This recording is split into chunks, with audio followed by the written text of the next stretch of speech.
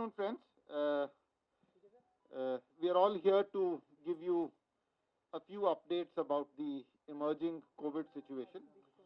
As you are aware, last year we used to regularly interact with you, discuss with you, and give you feedback about what we are doing and also seek your suggestions.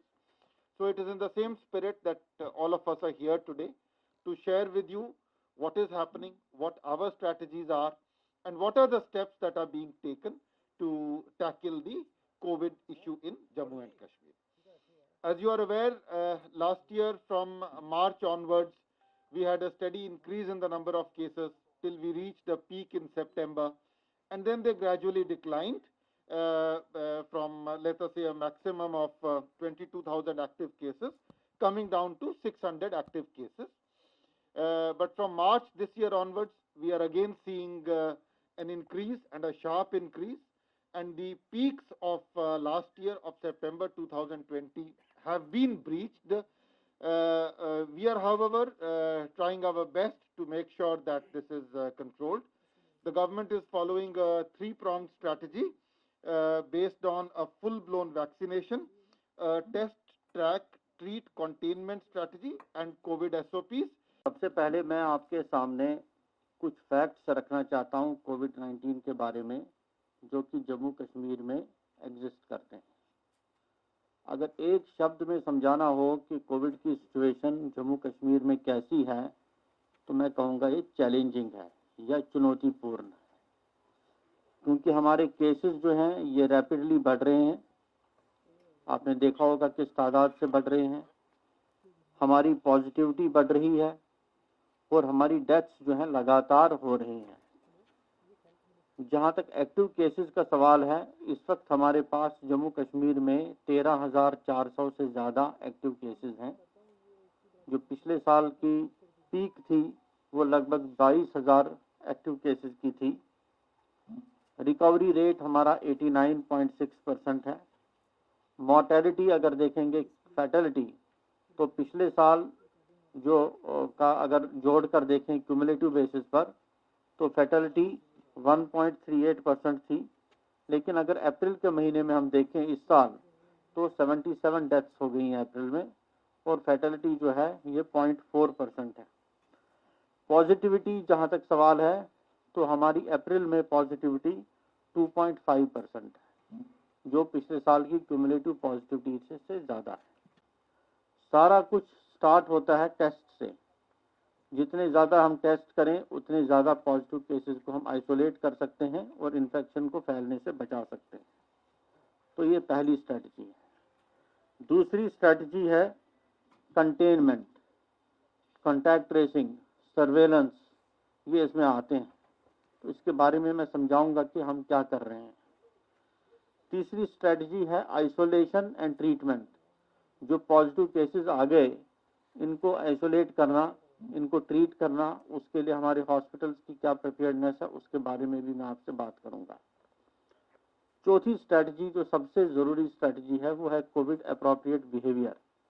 किस तरीके से हम हमारा public का response इस Covid को कैसा है, कि कैसे हम मास्क पहनना, 2 गज की दूरी, जो कोविड अप्रोप्रिएट बिहेवियर है इसको फॉलो कर रहे हैं।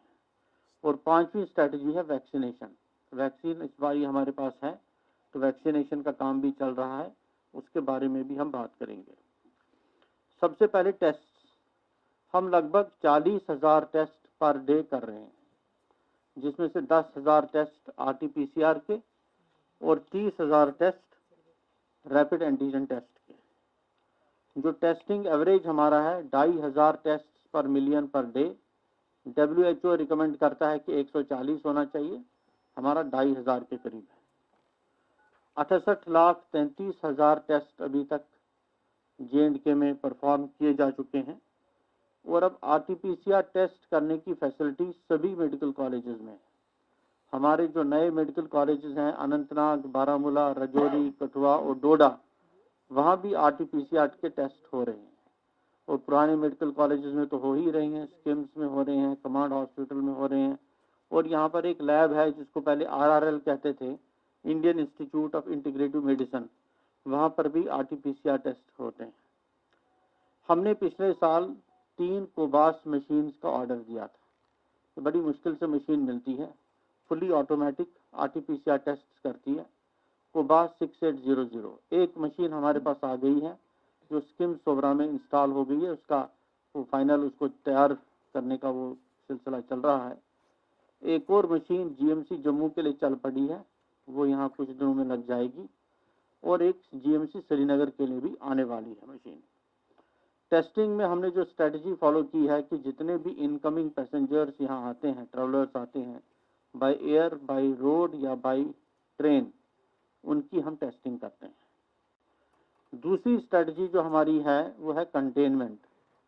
कंटेनमेंट में कॉन्टैक्ट ट्रेसिंग। मैं आपको आंकड़ा देता हूं कि अप्रैल के महीने में हमने 1,64,000 कॉन्टैक्ट्स को ट्रेस किया, और कंटेनमेंट जोन्स हमने कायम की हैं कोई 120, और इन कंटेनमेंट जोन्स में हमने 32,000 लोगों को टेस्ट किया अप्रैल के महीने में, जिसमें से 1,680 लोग पॉजिटिव मिले हमको कंटेनमेंट जोन्स में से। और हमने कंटेनमेंट के लिए रेस्ट्रिक्शंस भी कई तरह की इम्पोज की है, उसके बारे में सेक्रेटरी DMRR आपको बताएंगे। और कुछ रेस्ट्रिक्शंस हैं, जैसे एजुकेशनल इंस्टीट्यूशंस को बंद किया गया है, उसमें स्कूल्स हैं, कॉलेजेस हैं, यूनिवर्सिटीज़ हैं। फिर गैदरिंग का साइज हमने डिटरमिन किया है कि आउटडोर में 100 से ज़्यादा लोग इकट्ठे नहीं होंगे, इंडोर्स में 50 की सीलिंग रखी है, फ्यूनरल्स में 20 की रखी है। नाइट कर्फ्यू लगा दिया गया है ताकि मूवमेंट को रेस्ट्रेन किया जाए। शॉप्स के बारे में भी फैसले हुए हैं, और पब्लिक ट्रांसपोर्ट के बारे में भी फैसले हुए हैं। तीसरी स्ट्रेटजी जो हमारी है आइसोलेशन एंड ट्रीटमेंट। हमारे इस वक्त 12,600 केस जो हैं वो होम आइसोलेशन में, उनका घर में ही इलाज चल रहा है, और अगर उनको ज़रूरत पड़ती है तो हमारी कोशिश रहती है कि जल्दी से जल्दी उनको हम अस्पताल शिफ्ट करें जब उनकी वैसी हालत हो जाती है।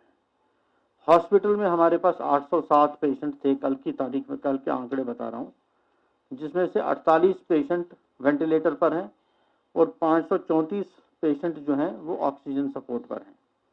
कुल वेंटिलेटर्स की तादाद जो यूनियन टेरिटरी में है, जो कोविड के लिए हमने मखसूस किए हैं, ऐसे तो वेंटिलेटर ज़्यादा है हमारे पास, वो 600 के करीब हमने कोविड के लिए इस टाइम ईयरमार्क करके रखे। बेड्स की बात अगर हम करें, कैटेगरी 1 और कैटेगरी 2 के जो टोटल बेड्स हमारे हैं हॉस्पिटल्स में, इसमें ज़िला अस्पताल भी आते हैं, सब डिस्ट्रिक्ट हॉस्पिटल भी आते हैं, जो ईयरमार्क किए हैं हमने कोविड के लिए, वो 6,000 के करीब है, रफली 6,000 के करीब। और 807 पेशेंट हमारे जो इन हॉस्पिटल्स में हैं, ये ऑक्यूपेंसी बनती है 13% की। इसके अलावा हमारे कोविड केयर सेंटर्स जो हमने लास्ट ईयर सेटअप किए थे, कोई उनमें 15,000 की कैपेसिटी है, लेकिन उनकी ज़रूरत इसलिए नहीं पड़ रही है क्योंकि आजकल लोग होम आइसोलेशन में रहते हैं, जो कि पॉजिटिव केसेस हमारे पास सामने आते हैं। ऑक्सीजन सपोर्टेड बेड्स की बात अगर हम करें तो हमारे पास 2,500 ऑक्सीजन सपोर्टेड बेड्स हैं, और ऑक्यूपेंसी 534 है, 20% के करीब। ऑक्सीजन इन्वेंट्री की बात अगर हम करें, हमारे पास बल्क सिलेंडर्स जो होते हैं वो 10,000 के करीब हैं, और मीडियम टाइप सिलेंडर्स जो B टाइप सिलेंडर्स होते हैं ये 3,500 के करीब हैं। हमने एक प्रपोजल या सेफ्टी के बारे में, वो अब मुझे लगता है कि बाय एंड लार्ज वो रिमूव हो चुके हैं, तो वो मिसकंसेप्शन अब नहीं है। अभी आपने सुना होगा कि प्रधानमंत्री जी ने फैसला लिया है कि 1 मई के बाद 18 साल से ऊपर के जितने भी एडल्ट्स हैं, जिनको एडल्ट्स कहेंगे इंडिया में, उनका वैक्सीनेशन होगा। उसकी तैयारियां भी चल रही हैं, और मैं ये अपील करूंगा सभी लोग, आपके माध्यम से सभी लोगों को जो एलिजिबल हैं वैक्सीनेशन के लिए, कि अपनी बारी आने पर अपने आप को ज़रूर वैक्सीनेट कराएं।